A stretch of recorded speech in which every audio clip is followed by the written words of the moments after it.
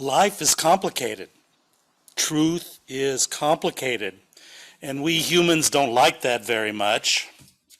As H.L. Mencken said, for every complex problem, there is an answer that is clear, simple, and wrong. Think about it.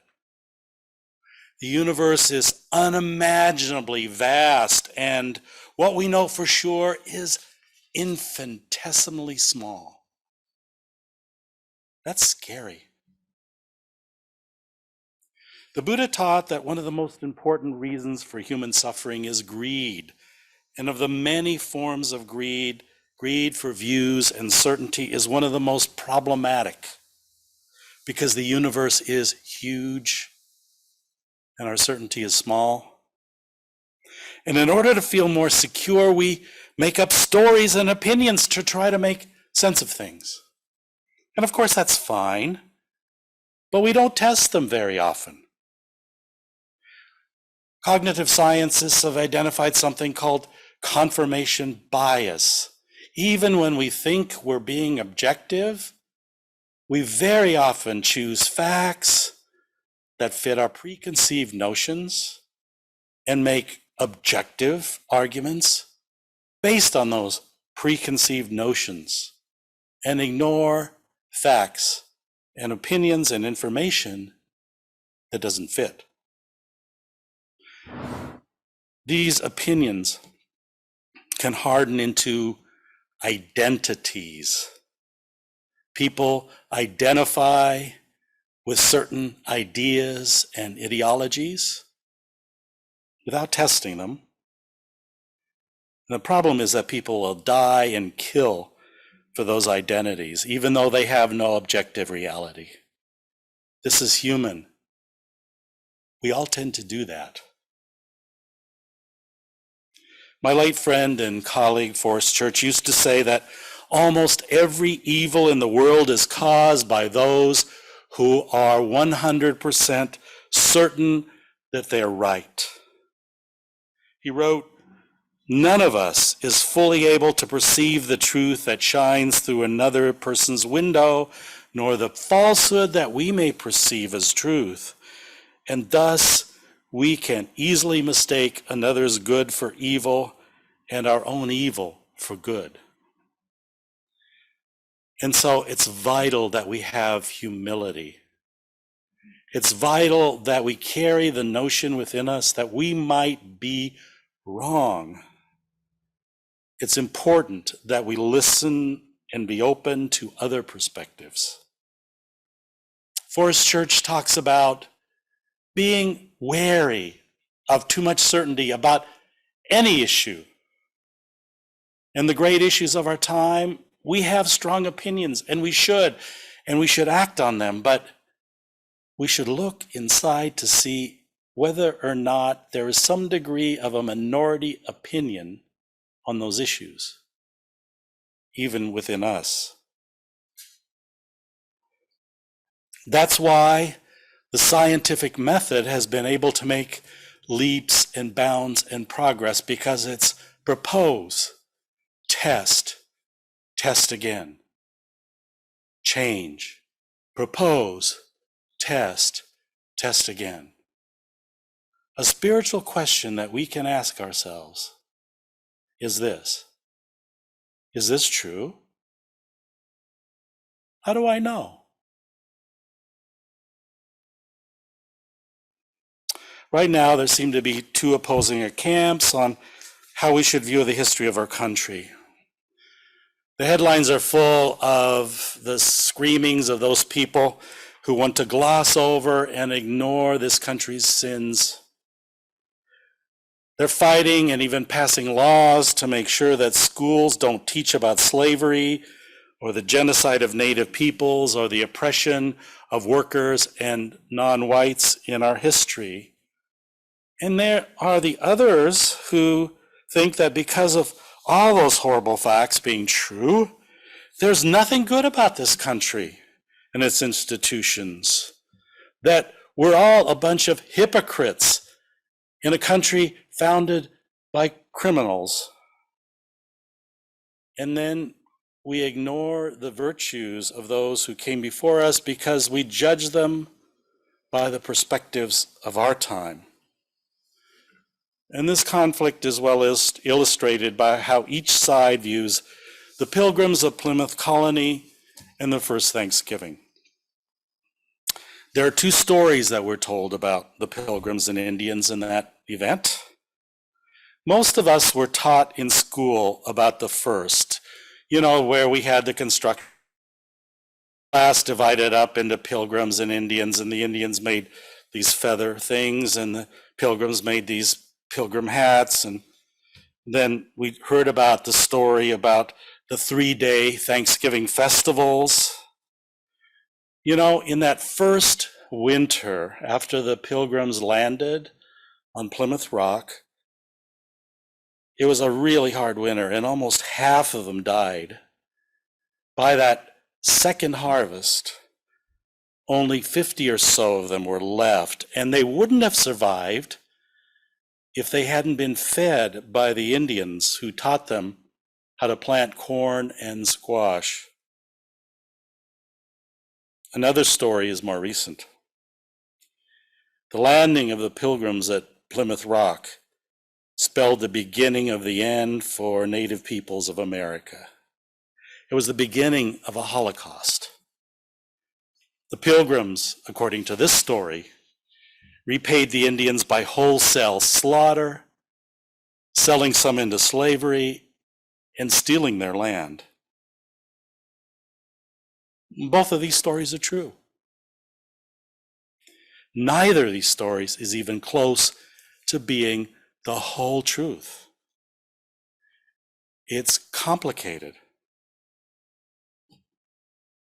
In his wonderful book, Mayflower, A History of the Pilgrims' First 100 Years, Nathaniel Philbrick writes, "My initial impression of the period was bounded by two conflicting preconceptions: the time-honored tradition of how the Pilgrims came to symbolize all that is good about America, and the now equally familiar tale of how the evil Europeans annihilated the innocent Native Americans. I soon learned that the real-life Indians and English of the 17th century were too smart, too generous, too greedy, too brave, in short, too human to behave so predictably. The Pilgrims, who called themselves separatists, came to what they called a New World to gain religious freedom. They called themselves separatists because they felt that the Church of England was totally corrupt, that it was teaching false doctrine, and they wanted to separate from that church and were not legally allowed to do so. So they suffered great persecution, so much so that they fled to Holland, which is a much more tolerant place. But then, as their children were growing up, they didn't want those children to lose their English identity. And so they decided to make that perilous journey across the Atlantic to what became America. It's important as Unitarian Universalists that we understand that they are our direct spiritual ancestors.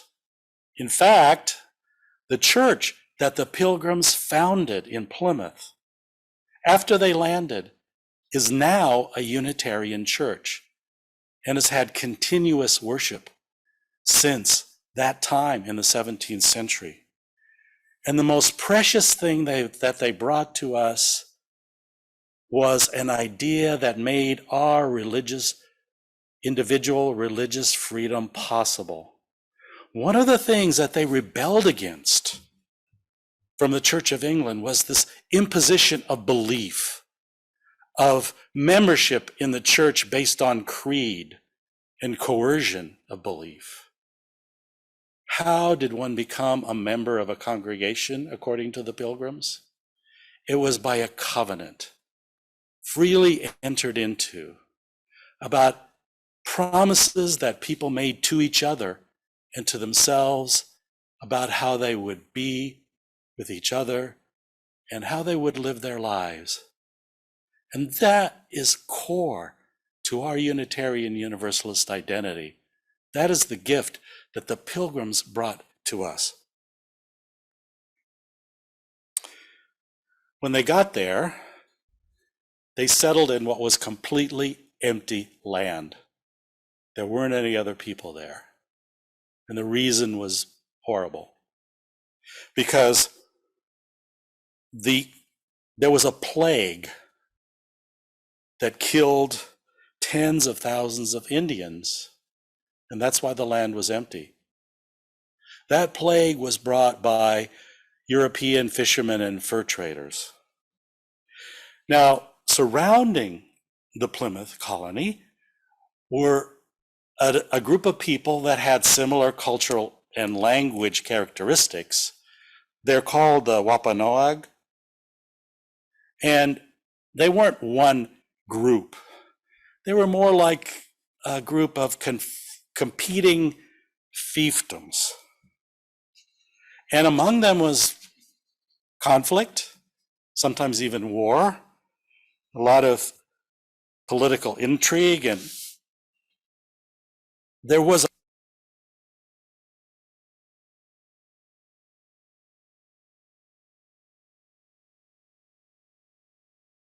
his close friend, the governor of the Plymouth colony, William Bradford. And between them, they were able to enforce 50 years of peace among the native peoples that surrounded Plymouth. Something that people don't realize is that the Pilgrims of Plymouth colony were not the same as the Puritans that settled in Massachusetts Bay a few years later. They recognized from the beginning that when they expanded the colony, they needed to buy the land from the Indians. And they had close relationships to the Indians. They learned from what they learned from the Indians, you can say, turned the Pilgrims into Americans and began a distinct American culture. But of course, things changed. Massasoit died, as did Bradford, and the leaders who followed weren't so enlightened. In 1675, a war started between the Puritan and Pilgrim settlers of New England and some of the Native Americans, led by Massasoit's son, Metacomet, who was also called Philip. So in history, this is called the King Philip's War. See, these tensions were all there among the tribes and also between the tribes and the Pilgrims, because the Pilgrims sided with one or the other depending on the time. So all these tensions blew up, but they blew up actually because the leaders started to act stupidly and indulge in all kinds of political gamesmanship on both sides. So a horrible war broke out. By the time King Philip's War was over a third of the 100 or so English villages in New England were burned and abandoned. At the beginning of the war, there were about 70,000 English colonists. Over 1,000 were killed in that war, men, women, and children. Over 3,000 natives were killed in that war. And after the war, which the colonists, many natives were then sold into slavery into the Caribbean. To imagine how devastating and bloody this war was for everyone. As far as the percentage of population killed, this war was twice as bloody as the Civil War. And it's important to realize that Indians fought on both sides and often changed allegiances. And there were many Pilgrims who refused to fight and who constantly attempted to bring about a peaceful solution. So without the Indians, the Pilgrims wouldn't have survived. And that's a pattern throughout our history. Our history obscures the contributions of Native American thought, which created the American soul. Just one example, the political genius of the Iroquois conspiracy gave ideas that still find echoes in the American Constitution. In his brilliant book, The American Soul, the philosopher Jacob Needleman gives the suitably complex answer to this complex problem. There are two histories. And this is true not just for American history, this is true for the history of humanity, period. The first history, he says, is the history of crimes. That's the one we read about in the history books most often. War, conquest, slavery, oppression, exploitation, subjugation, and wholesale slaughter. But there's a second history, often ignored, that gives hope to the human project. This is the history of great ideas coming into the world. This is the history of the Hebrew prophets. This is the history of the great cathedrals in Europe, which were not built by princes and kings, but by ordinary people who labored and contributed to build these magnificent works of art and spiritual insight. This is the history of the beginning of Buddhism in India and Confucianism in China. This is the history of Jesus, of the Greek philosophers. And both histories are part of the history of America. I'm not saying we don't need to come to terms with the evils of our past. We urgently and desperately must do that in order to begin to make things right. Our forebears, despite their flaws, sins, and crimes, presented us with a vision of a more perfect union, and a faith that that more perfect union could be achieved. You know, if I was to believe that the history of which includes the near extermination of native peoples and cultures and the institution of slavery makes us a nation of hypocrites founded by criminal, and that was all there was, I would be dishonoring some of our forebears, people we admire, people who also helped make America what it is today. Those people left us an imperative to always strive for a more perfect union. And if I were to say all our history was about was crimes, then I would dishonor the tens of thousands who died to end slavery. I would dishonor the sacrifices of those who worked to bring vote and equal rights to women. I would dishonor the sacrifice of those who worked for the rights of workers. I would dishonor all those who were arrested and beaten and killed for the right of Black people in America to vote and to have more equal rights. It would dishonor Martin Luther King Jr. and Susan B. Anthony and Harvey Milk and Cesar Chavez and countless other lesser known people. So this Thanksgiving, I give thanks for an idea called America, which is still evolving, which calls for our dedication and our work to bring about a more perfect union. A vision that I pledge myself to for an America that's yet to be. May it be so.